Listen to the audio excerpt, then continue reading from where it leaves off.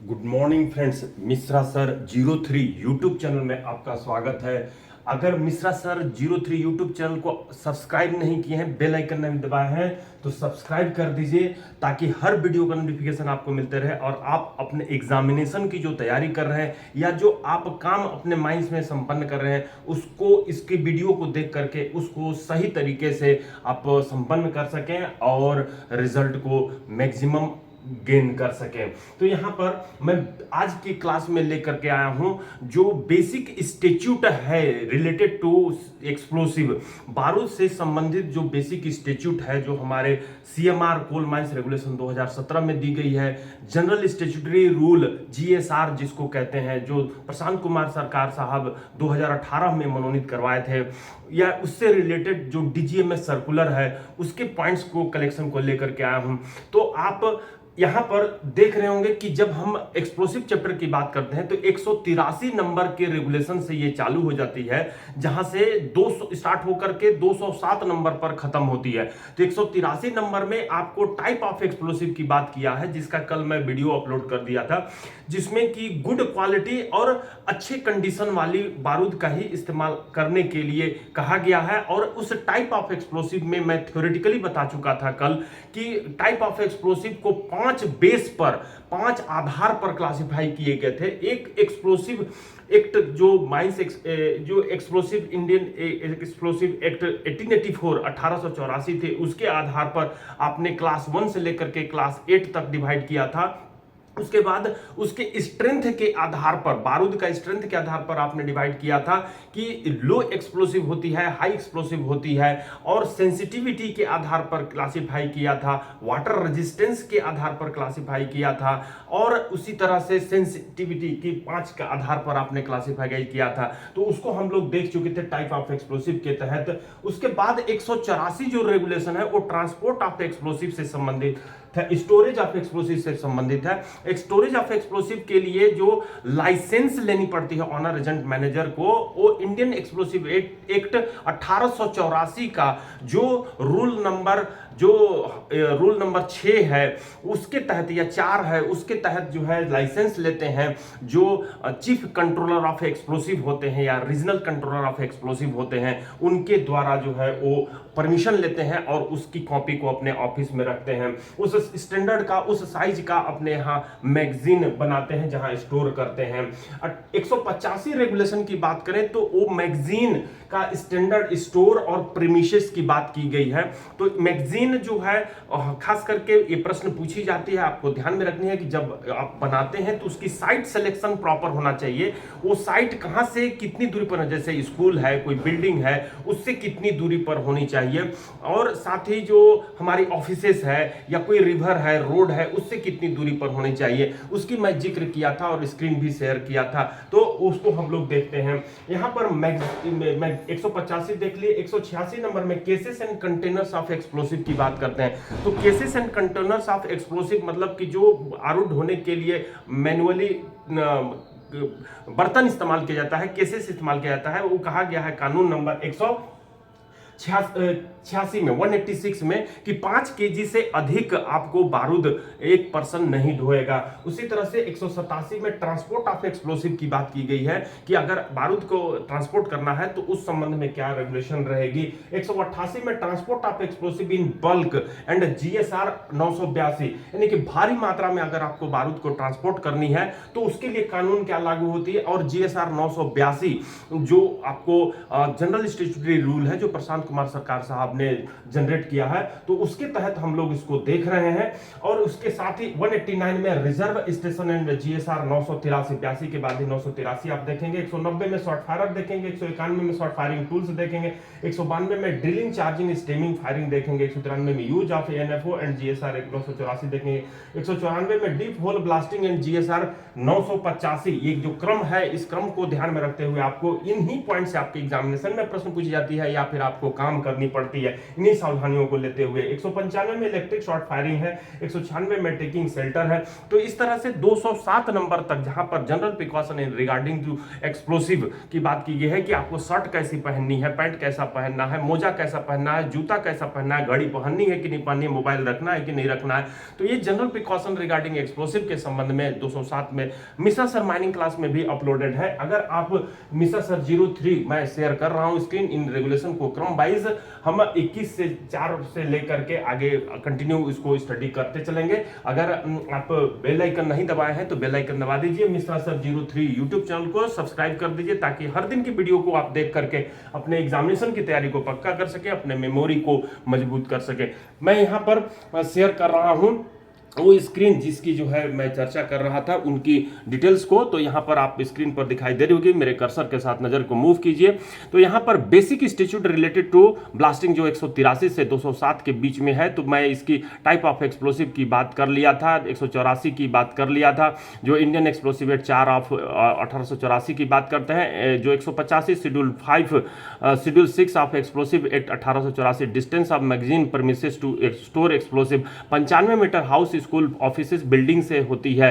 कोई स्कूल है, हाउस है, बिल्डिंग है, ऑफिस है, तो उससे 95 मीटर की दूरी से अधिक दूरी पर ही आप मैगजीन को बनाएंगे, स्टोर रखने, बारूद रखने की स्टोर बनाए करेंगे। या 48 मीटर जो है रोड या मार्केट या रिवर या ग्राउंड है उससे 48 मीटर की दूरी 48 मीटर की दूरी पर बनाएंगे। 91 मीटर इलेक्ट्रिक लाइन अगर कोई गुजरी हुई है तो 91 मीटर से दूर ही बनाएंगे। यहां पर प्रॉपर्टीज ऑफ एक्सप्लोसिव की मैं कल बात कर चुका था, जिसमें हम प्रॉपर्टीज में strength, VOD, density, water resistance, sensitivity उसकी चर्चा करते थे। टाइप ऑफ एक्सप्लोसिव भी हम लोग देख चुके थे, लो, high, SMS, SME, ANFO।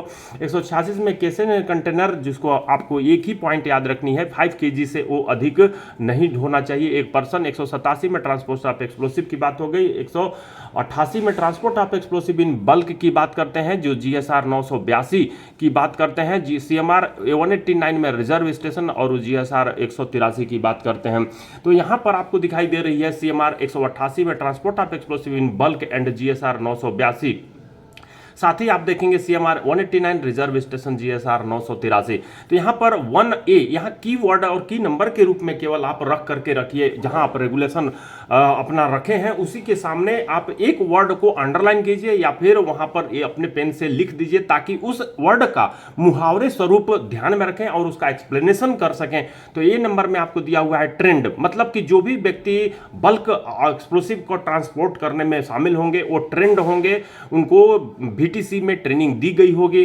B number में कहता है पर्सनल प्रोटेक्टिव इक्विपमेंट, कहने का मतलब कि बारूद ढोने वाले जो व्यक्ति होंगे वो पर्सनल प्रोटेक्टिव इक्विपमेंट से पहने हुए होंगे। जबकि पर्सनल प्रोटेक्टिव इक्विपमेंट में जनरली हम लोग कहते हैं कि हेलमेट तो रहेगी ही, गॉगल्स रहेगी ही, ईयर प्लग रहेगी ही, डस्ट मास्क रहेगी, हैंड ग्लोव्स रहेगी ही, फ्लोरोसेंट जैकेट रहेगी ही, माइनिंग शू रहेगा ही। लेकिन यहाँ पर माइनिंग शू किस प्रकार का होगा, या शर्ट किस प्रकार का होगा, पैंट किस प्रकार का होगा, जिसके संबंध में जो DGMS सर्कुलर 2020 है उसमें ये बात बताई गई है कि ऐसा शर्ट या पैंट नहीं पहनना है जो स्टैटिक इलेक्ट्रिसिटी को स्टोर कर सके, स्टैटिक इलेक्ट्रिसिटी शरीर के अंदर इकट्ठी कर सके। ऐसा ही एक्सीडेंट किसी माइंस में हो चुकी है, जिसके बाद ये DGMS सर्कुलर निकली है कि आपको सिंथेटिक टाइप का जो पॉलिस्टर होती है, जिसको हम लोग रब करने पर क्या निकलती है, चिंगारी निकलती है, ऐसे शर्ट और पैंट और मोजे नहीं पहननी चाहिए। यानी सिंथेटिक टाइप के कपड़े का मोजा आप शर्ट या पैंट पहन करके बारूद का काम या हैंडलिंग करने का काम नहीं करेंगे, बल्क एक्सप्लोसिव ट्रांसपोर्ट करने का काम नहीं करेंगे।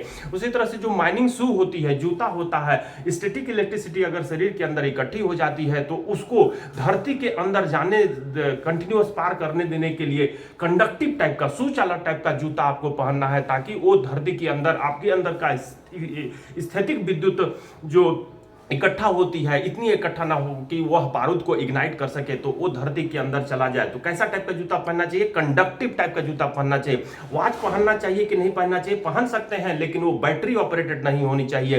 कहने का मतलब कि जो मोबाइल रखते हैं वो मोबाइल रखनी चाहिए कि नहीं, तो वो बैटरी ऑपरेटेड होती है, उसको प्रोहिबिट किया गया है। तो इस तरह से जो PPE की बात करते हैं, पर्सनल प्रोटेक्टिव इक्विपमेंट की बात करते हैं, जनरल प्रिकॉशन रिगार्डिंग एक्सप्लोसिव, जिसके अंतर्गत हम लोग 207 रेगुलेशन में इसकी चर्चा किए हुए हुए हैं, करेंगे भी।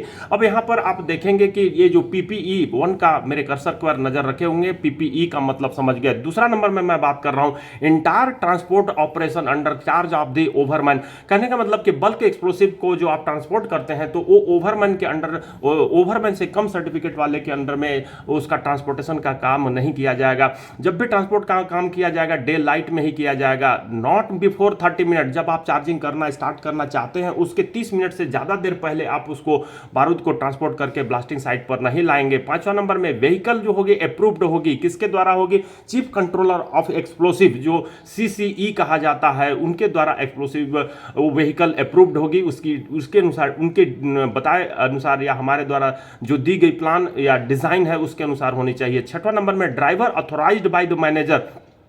ड्राइवर लाइसेंसधारी होगी और मैनेजर द्वारा ऑथराइज्ड होगी, वही ड्राइवर बारूद की गाड़ी को चलाने के लिए हकदार होगा। सातवां नंबर में 2 फायर एक्सटिंग्विशर की बात की जाती है। कहने का मतलब कि इस कानून में ये कहा गया है फायर एक्सटिंग्विशर की जब बात करते हैं तो उसमें CO2 टाइप का एक्सटिंग्विशर और दूसरी जो है जिसको हम लोग पेट्रोलियम आग के लिए A और B टाइप के आग के लिए इस्तेमाल करते हैं, और दूसरी जो है एक्सप्लोसिव दूसरी जो है फायर एक्सटिंग्विशर हम लोग ड्राई पाउडर टाइप का एक्सटिंग्विशर का इस्तेमाल करते हैं। तो ड्राई पाउडर टाइप का एक्सटिंग्विशर जो होती है जो कि ABCDE पांचों आग को बुझाने के काम आती है, यानी सॉलिड, लिक्विड, गैस, मेटल और बिजली की आग को बुझाने के काम आती है। इसलिए 2 टाइप के फायर एक्सटिंग्विशर को वाहन में रखने के लिए कहा गया है, और ऑटोमेटिक टाइप की fire detection and separation system की व्यवस्था होनी चाहिए। मतलब अपने आप वो आग को पता कर सके और उस आग को अपने आप बुझा सके, जिसमें मैनुअल इन्वॉल्व नहीं होनी चाहिए।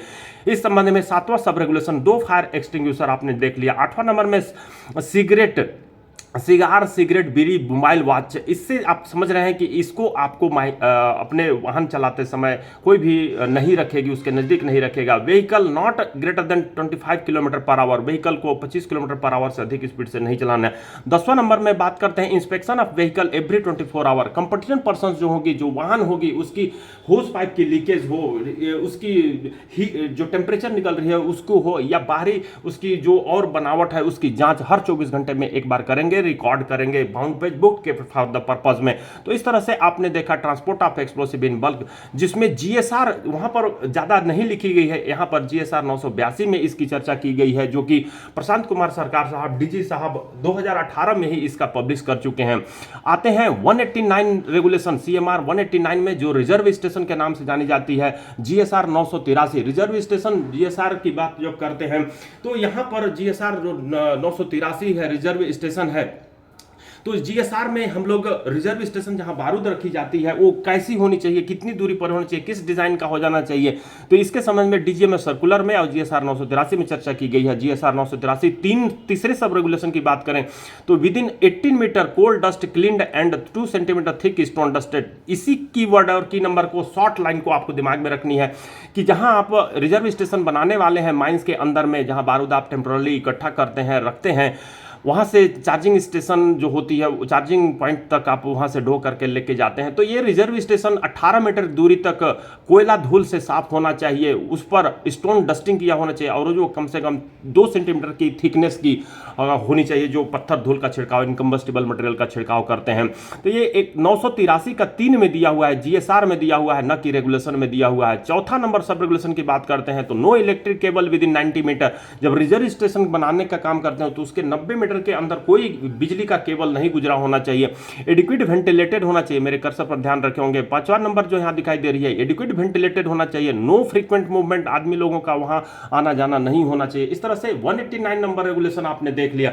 जब मैं नेक्स्ट पेज में आता हूं तो यहां पर क्लासिफिकेशन ऑफ एक्सप्लोसिव जिसकी चर्चा हम लोग कल कर चुके थे, इस पेज को मैं पार करता हूं और अगले पेज पर आता हूं, जिसमें यहां 190 नंबर जो आपको दिखाई दे रही है, short firers, 191 short firing tools, 92 drilling, charging, stemming, firing of short holes. तो CMR 193 के तहत हम लोग use of ANFO and GSR 984, यहां पर मैं अगले वीडियो में 190 का शॉर्ट फायरर का, शॉर्ट फायरिंग टूल्स का और drilling, charging, aiming and firing of short holes का एक साथ अपलोड करूंगा। तो यहाँ पर 193 जो use of NFO and GSR 984 की चर्चा करते हैं। तो यूज ऑफ एनएफओ के संबंध में रेगुलेशन में ज्यादा कुछ नहीं लिखी गई है। कहां लिखी गई है? जीएसआर जनरल स्टैट्यूटरी रूल 984 में लिखी गई है, जिसमें बात की जाती है पहला नंबर रूल की, ammonium nitrate not store without license from CCE, मतलब चीफ कंट्रोलर ऑफ एक्सप्लोसिव। तो यहां पर अमोनियम नाइट्रेट को हम तब तक स्टोर नहीं करेंगे जब तक हम सीसीई से लाइसेंस नहीं प्राप्त कर लेते हैं। दूसरे नंबर में बात करते हैं for ammonium nitrate storage and transport follow the provisions of ammonium nitrate rule 2012। तो जब भी हम लोग स्टोर या ट्रांसपोर्ट करने की बात करते हैं अमोनियम नाइट्रेट की, तो उसके लिए जो प्रोविजन अमोनियम नाइट्रेट रूल 2012 है उसके फॉलो करते हुए हमको स्टोर और ट्रांसपोर्ट करनी होगी। मैं यहां पर 14वें नंबर में डायरेक्ट आ गया हूं। आप ध्यान देंगे, मिक्सिंग करने का काम जब आप अमोनियम नाइट्रेट और फ्यूल ऑयल यानी डीजल ऑयल का करते हैं तो हमको सबसे अधिक स्ट्रेंथ कितना परसेंटेज डीजल और कितना परसेंट अमोनियम नाइट्रेट को लेकर के करने से मैक्सिमम स्ट्रेंथ मिलती है। तो ध्यान रखेंगे 2% से कम, यानी कि अगर 100 लीटर आप 100 केजी अमोनियम नाइट्रेट बनाना चाहते हैं, अमोनियम नाइट्रेट फ्यूल ऑयल बनाना चाहते हैं, तो उसमें 2 लीटर ही केवल आपको, वैसे कहा जाता है मैक्सिमम स्ट्रेंथ प्राप्त करने के लिए 5 से 6 लीटर आप डीजल ऑयल ले लीजिए और साथ में जो अमोनियम नाइट्रेट है उसको आप कितना रखेंगे? फिर 94 केजी रखेंगे। उन दोनों को मिक्स करके जब आप बनाएंगे क्या ammonium nitrate fuel oil explosive, तो ये जो है हाई स्ट्रेंथ प्रदान करेगी और एनर्जी, हाई एनर्जी रिलीज करेगी।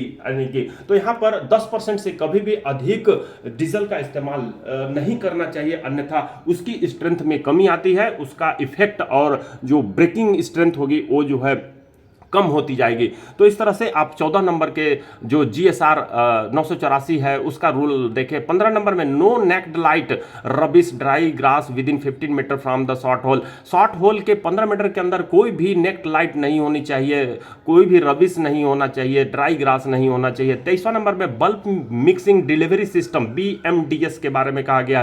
तो इसमें दूसरे नंबर में कहा गया कि mixing and charging done under the guidance of technical supervisor engineer of the explosive manufacturer. तो एक्सप्लोसिव मैन्युफैक्चरर का टेक्निकल सर्विस इंजीनियर जो होता है उसके गाइडेंस के अनुसार ही जो मिक्सिंग करने का काम है BMDS का, यानी बल्क मिक्सिंग डिलीवरी सिस्टम, जो ट्रक होती है उसके अंदर जो सजेस्ट किया गया रहता है टेक्निकल सर्विस इंजीनियर, उसके अनुसार उसकी कंपोनेंट के परसेंटेज के आधार पर मिक्सिंग करने का काम करेंगे, जिसमें 3 चेंबर होती है। इस बल्क मिक्सिंग डिलीवरी सिस्टम में 3 चेंबर कहने का मतलब कि जैसे घर के अंदर किचन में मिक्सी देखते हैं और मिक्सी के अंदर हम लोग जब चटनी तैयार करते हैं तो पहला जो है कंपोनेंट लेते हैं, जैसे अमोनियम नाइट्रेट आप ले लिया, एक चेंबर से उठाया, 3 चेंबर रहती है और इस 3 चेंबर में जो है आप देखेंगे जो बल्क मिक्सिंग डिलीवरी सिस्टम होता है ये 3 चेंबर रहती है। इस 3 चेंबर में एक में अमोनियम नाइट्रेट होता है और यहां से आप सीधे मिक्सिंग चेंबर, ये जो कहलाती है मिक्सिंग चेंबर कहलाती है, मिक्सिंग चेंबर कहलाती है। और इसमें जो है डीजल ऑयल रहता है, डीजल ऑयल रहता है, DO यानी डीजल ऑयल रहता है। तो इसको आप नियंत्रित मात्रा में इसके अंदर भेजते हैं और इसको भी नियंत्रित मात्रा में इसके अंदर भेजते हैं और इसके अंदर क्या होती है? प्रॉपर मिक्सिंग होती है। प्रॉपर मिक्सिंग होने के बाद होस पाइप के थ्रू जो है आप शॉर्ट होल में डालने का काम करते हैं।